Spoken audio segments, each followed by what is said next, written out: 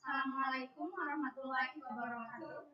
Kami dari kelompok 1 akan mempresentasikan hasil dari penyusunan instrumen tes dan non-tes untuk memenuhi tugas mata kuliah evaluasi pembelajaran, yang dimana penyusunan instrumen tes dan non-tes ini dibuat untuk jenjang SMA atau MA kelas 12 pada materi evolusi.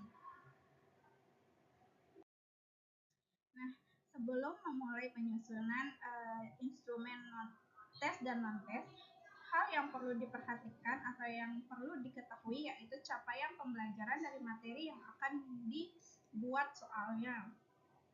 Capaian pembelajaran ini dapat kalian cari atau temui di Google, yaitu www.kemendikbud.co.id. Kemudian di sini karena kami mengambil kelas 12 SMA atau MA, maka fase yang kami ambil yaitu fase F, yaitu peserta didik memiliki kemampuan mendeskripsikan bioproses yang terjadi dalam sel dan menganalisis keterkaitan struktur organ pada sistem organ dengan fungsinya serta kelainan atau gangguan yang muncul pada sistem organ tersebut. Selanjutnya, peserta didik memiliki kemampuan menerapkan konsep pewarisan sifat, pertumbuhan, dan perkembangan dalam kehidupan sehari-hari, dan mengevaluasi gagasan baru mengenai evolusi. Konsep-konsep yang dipelajari diterapkan untuk memecahkan masalah kehidupan yang diselesaikan dengan keterampilan proses secara mandiri hingga menciptakan ide atau produk untuk mengatasi permasalahan tersebut. Melalui keterampilan proses juga dibangun sikap ilmiah dan profil pelajar Pancasila. Nah, dari capaian pembelajaran ini kami mengambil yaitu pertumbuhan dan perkembangan dalam kehidupan sehari-hari dan mengevaluasi gagasan baru mengenai evolusi. Nah, dari capaian pembelajaran ini kami akan membuat turunannya yaitu tujuan pembelajaran. Adapun tujuan pembelajaran yang kami buat dari capaian pembelajaran yang tadi, yang pertama menjelaskan teori-teori asal-usul makhluk hidup, yang kedua menjelaskan prinsip-prinsip teori evolusi menurut para ahli, yang ketiga membedakan prinsip evolusi sehingga terjadi spesiasi menurut Darwin dan Lamarck, kemudian yang keempat mendeskripsikan petunjuk-petunjuk adanya evolusi, yang kelima menjelaskan mekanisme terjadinya evolusi makhluk hidup, yang keenam mendeskripsikan terjadinya variasi makhluk hidup sebagai dasar terjadinya proses evolusi. Yang ketujuh, menganalisis perhitungan hereditas dengan hukum Hardy-Weinberg. Kemudian yang ke-8, menjelaskan syarat-syarat berlakunya teori Hardy-Weinberg. Kemudian yang ke-9, menguraikan faktor-faktor penyebab penurunan penyakit. Nah, dalam penentuan soal lot dan odds, perlu beberapa pengetahuan yang harus diketahui terlebih dahulu sebelum menentukan soal lot dan odds. Yang pertama yaitu level kognitif. Pada level kognitif, soal lot terdiri dari level C1 sampai dengan C3, sedangkan pada level kognitif pada soal odds yaitu terdiri dari level C4 dan C5. Nah, pada tabel di samping itu bisa dilihat yaitu level kognitif dari C1 yaitu mengingat, C2 memahami, C3 mengaplikasikan, C4 menganalisis, C5 mengevaluasi, dan C6 yaitu mencipta. Nah, pada penentuan soal loss dan odds yaitu sama-sama terdapat stimulus. Yang membedakannya adalah pada soal loss yaitu siswa tidak memerlukan tahapan berpikir yang kompleks. Sedangkan pada soal odds yaitu siswa dituntun untuk berpikir secara kreatif, logis, dan kritis. Kemudian terdapat 5 pilihan jawaban pada soal tes ganda. Kemudian yaitu kunci jawaban harus memuat pernyataan yang tidak terlalu berbeda. Kemudian langkah-langkah untuk menentukan instrumen tes seperti yang sudah tertera. Di sini ada contoh kisi-kisi dari soal lots dan odds. Nah, langkah untuk menentukan instrumen tes Yang pertama yaitu tujuan pembelajaran yang ingin dicapai, kemudian menentukan indikator soal sesuai dengan taksonomi Bloom's dengan level kognitif C1, C2, C3, C4, C5, dan C6.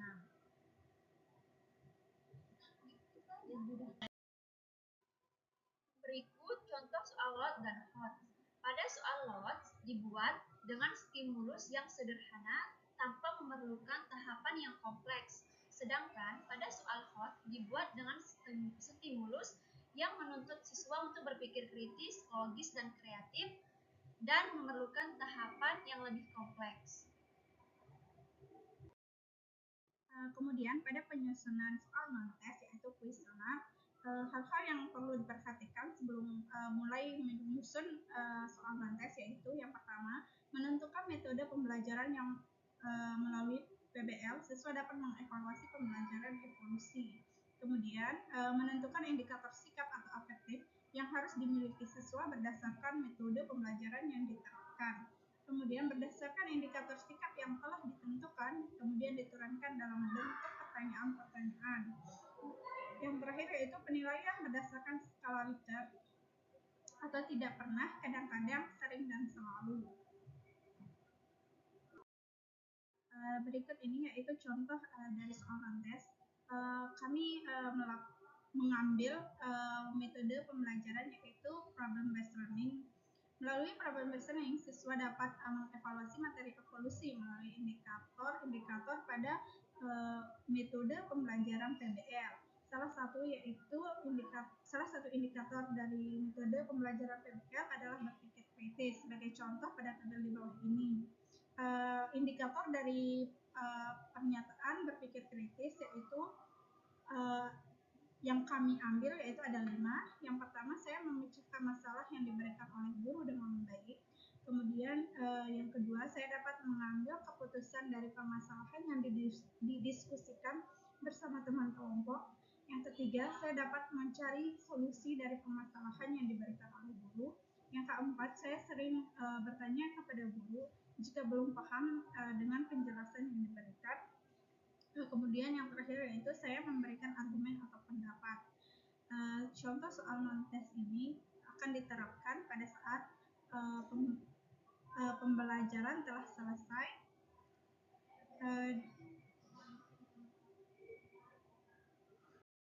Di sini saya akan menjelaskan bagaimana cara untuk menentukan apakah suatu soal tes atau non-tes kuesioner itu memiliki validitas dan reliabilitas.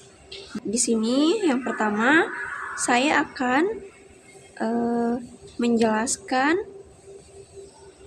bagaimana cara menentukan validitas. Dasar penentuan uji validitas itu jika nilai signifikasi atau sig kurang dari 0,05 maka soal tersebut dikatakan valid.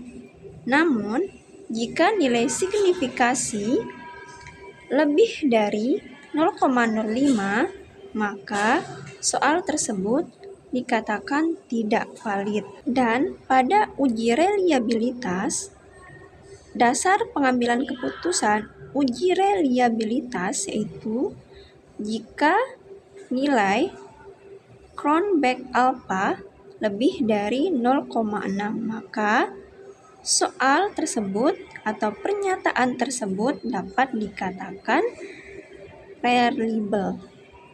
Baik, langsung saja. Di sini saya akan menentukan apakah soal tes ini termasuk soal yang valid atau tidak dan reliabilitas. Ini saya sudah memiliki data yang terdiri dari 15 orang siswa. Kemudian di sini ada jumlah jawaban yang benar dari setiap soal dan yang salah. Kemudian kita blok sampai ke total.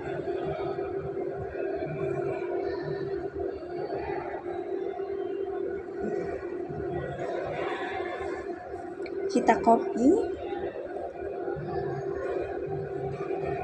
Kemudian kita masuk ke SPSS. Kita klik Ctrl paste. Nah, sini sudah keluar nilai-nilai yang dari Excel yang kita pindahkan ke SPSS. Kita masuk ke variable view. Nah, pada bagian name kita blok. Kemudian kita klik Ctrl F. Sini muncul ada find dan ada replace. Kita pilih yang replace. Kemudian di sini kita tulis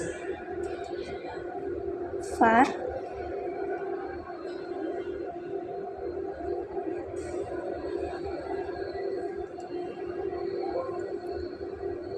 kosong kosong kosong.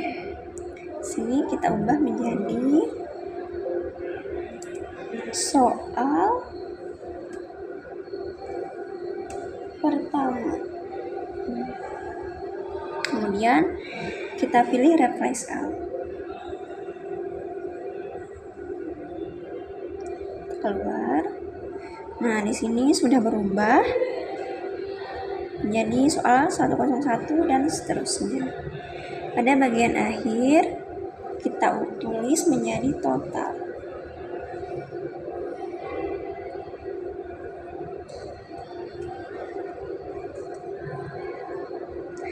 Setelah itu kita masuk ke data view.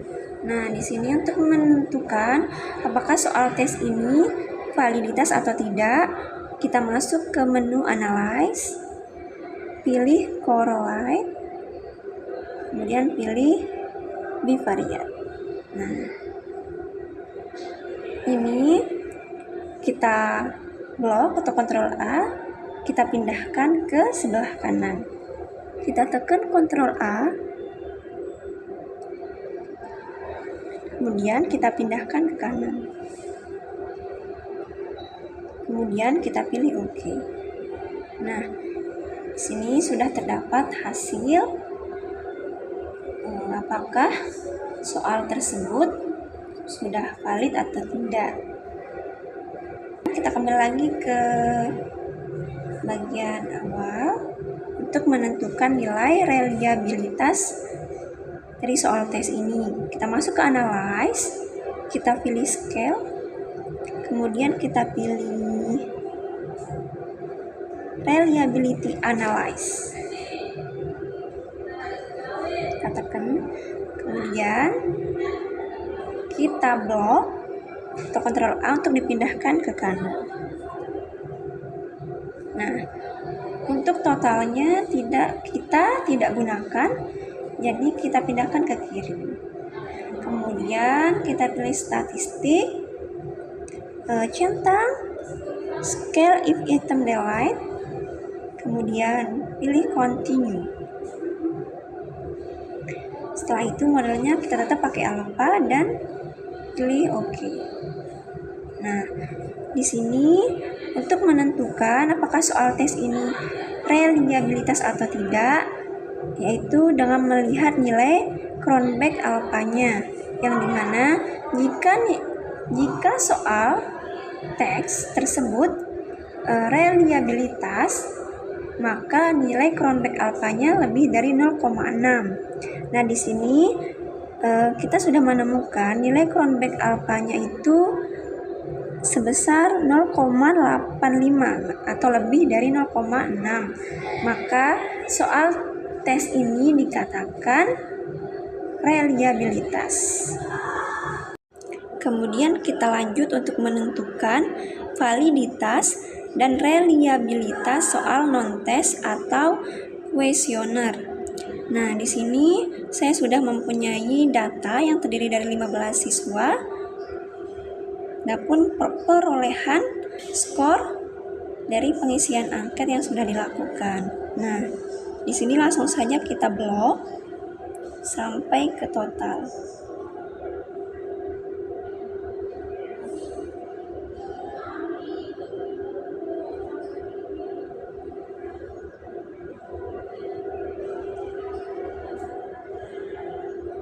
kita copy pakai Ctrl C,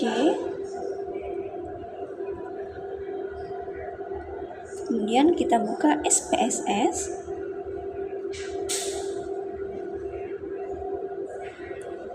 tekan Ctrl paste.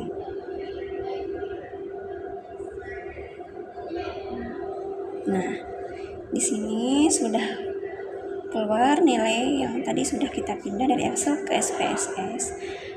Kita masuk ke variable view, bagian name kita blok, kemudian kita klik Ctrl F. Nah, sini kita pilih replace, kemudian kita tulis var 000, kemudian di sini kita ganti menjadi pertanyaan.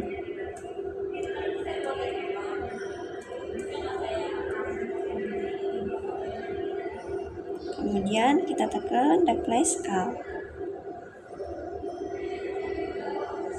Nah, di sini sudah berganti menjadi pertanyaan 01, 02 dan seterusnya.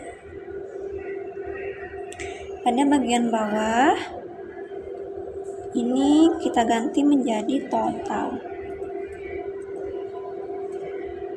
Kemudian kita kembali lagi ke data view untuk menentukan apakah soal non-test ini validitas atau tidak. Kita masuk ke analyze, pilih correlate dan bivariate. Nah, di sini semuanya kita Ctrl A atau blok untuk kita pindahkan ke sebelah kanan. Kemudian kita pilih OK. Nah, di sini sudah kelihatan atau sudah terdapat mana soal non-test yang valid dan tidak valid. Soal non-test dikatakan valid jika memiliki nilai signifikansi kurang dari 0,05 dan dikatakan valid jika nilai signifikansinya lebih dari 0,05. Kemudian kita kembali ke data view untuk menentukan apakah soal non-test ini reliabilitas atau tidak. Kita tekan analyze, kita pilih scale, kemudian pilih reliability analyze. Nah, kita Ctrl A atau block, kemudian kita pindahkan ke kanan. Untuk total kita tidak gunakan, maka kita pindahkan kembali ke kiri. Kemudian kita pilih statistik dan pilih scale if item deletes, kita centang. Kemudian pilih continue dan kita pilih model yang alpha, kemudian pilih OK. Nah, untuk menentukan apakah soal non-test ini reliabilitas atau tidak dengan melihat nilai Cronbach alphanya, di sini kita memiliki atau mendapatkan nilai Cronbach alphanya lebih dari 0,6, yaitu 0,66. Maka nilai dari soal ini termasuk reliabilitas, karena soal dikatakan reliabilitas jika memiliki nilai Cronbach alpha lebih dari 0,6. Di sini kita akan melanjutkan presentasi mengenai cara perhitungan soal non-test dan tes yang telah dilakukan sebelumnya. Nah, di sini terdapat nama siswa atau responden sebanyak 15 orang. Kemudian di sini menunjukkan bahwa angka 1 menunjukkan jawaban benar dan angka 0 menunjukkan jawaban yang salah. Ini yang di atas adalah nomor soal. Nomor soal terdiri dari 30 soal. Dan terdapat 3 IC. Nah, untuk menghitung tingkat kesukaran, yang pertama dilakukan yaitu menghitung jumlah benar dengan rumus yaitu sama dengan sum, kemudian memblok soal 1 sampai dengan dari siswa 1 sampai dengan siswa terakhir. Kemudian klik enter. Nah, begitupun dengan soal-soal berikutnya.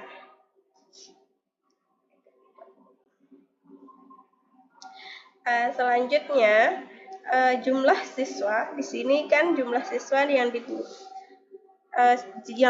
dipakai untuk jadi responden yaitu sebanyak 15 orang. Kita tulis.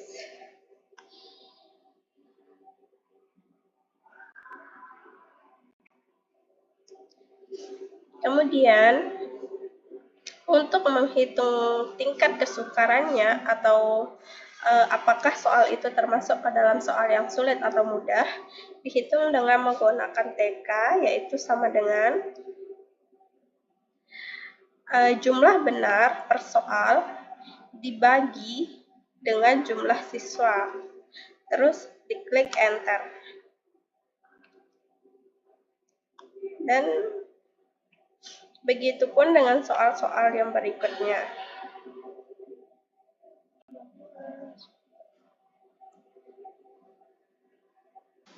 Nah, dari hasil yang tingkat kesukaran yang telah didapatkan, yang ini, kita bisa menginterpretasi tingkat kesukarannya di tabel di bawah ini. Apakah soal termasuk ke dalam soal yang sukar atau yang mudah. Nah, pada soal 1 nilai yang dihasilkan yaitu 0,93 yang termasuk ke dalam interpretasi tingkat kesukaran yaitu mudah. Begitupun dengan hasil nilai-nilai yang telah didapatkan. Selanjutnya, untuk menghitung tingkat kesukaran pada soal isi, hal yang dilakukan yang pertama yaitu menghitung rata-rata. Nah, di sini rumusnya bisa dilihat di sini. Kemudian untuk skor maksimal itu adalah skor yang kalian tetapkan di instrumen penilaian kisi-kisi yang telah dibuat. Nah, pada soal 1 saya menetapkan skor maksimalnya yaitu 25. Kemudian untuk soal nomor 2 yaitu 40 dan soal nomor 3 yaitu 35. Selanjutnya, untuk menghitung tingkat kesukarannya yaitu sama dengan nilai rata-rata dibagi dengan skor maksimal, kemudian enter. Begitupun dengan soal-soal berikutnya. Interpretasi tingkat kesukarannya dapat dilihat di tabel yang ini.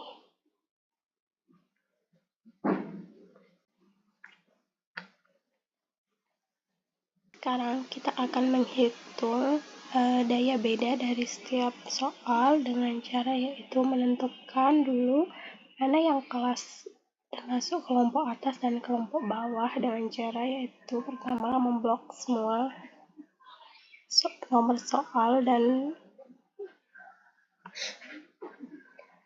jawaban, kemudian tekan ini, kemudian custom sort. Di sini kita bisa memilih jumlah, kemudian dari nilai urutan yang paling besar ke yang terkecil, kemudian klik OK. Nah, di sini jumlah atau skornya telah diurutkan dari nilai yang terbesar hingga yang terkecil. Nah, kemudian sekarang kita akan membagi kelompok atas dan kelompok bawah. Angka 17 akan menjadi nilai kelompok atas dan 16 akan ke bawah akan menjadi kelompok bawah. Kita akan membuat kolom bawah.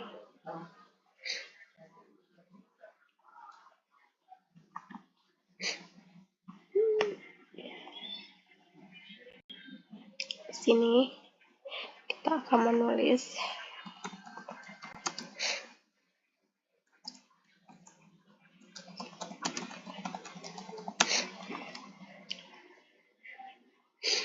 kemudian nilai kelompok bawah.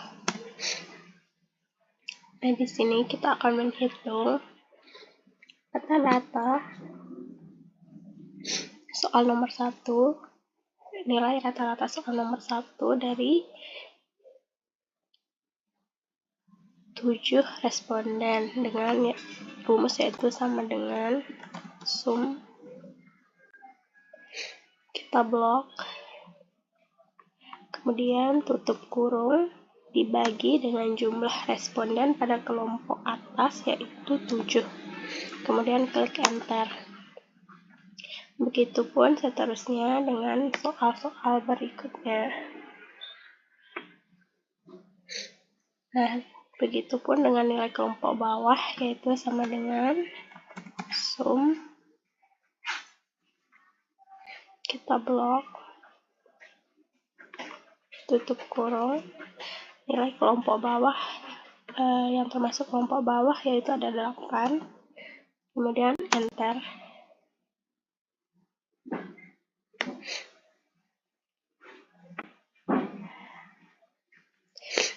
Kemudian untuk menghitung nilai dB atau daya beda yaitu dengan rumus sama dengan nilai kelompok atas dikurangi dengan nilai kelompok bawah sama dengan ini hasilnya. Kemudian kita tarik. Begitu juga dengan soal-soal berikutnya. Ini ada nilai beda dari setiap soal. Kemudian begitupun dengan soal isi, kita menghitung rata-rata skor kelompok atas dan kelompok bawah.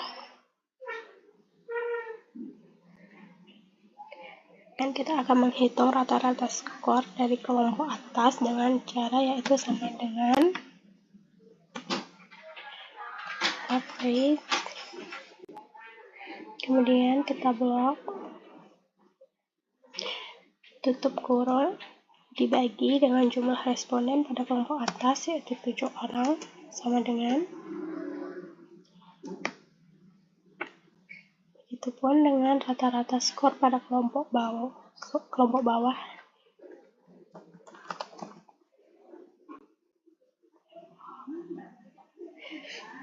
Tutup kurung, dibagi jumlah responden pada kelompok bawah yaitu 8 sama dengan, kemudian untuk menghitung daya bedanya dengan rumus yaitu sama dengan rata-rata skor pada kelompok atas dikurangi dengan rata-rata skor kelompok bawah, kemudian dibagi dengan skor maksimal, kemudian klik enter. Gitu kan seterusnya.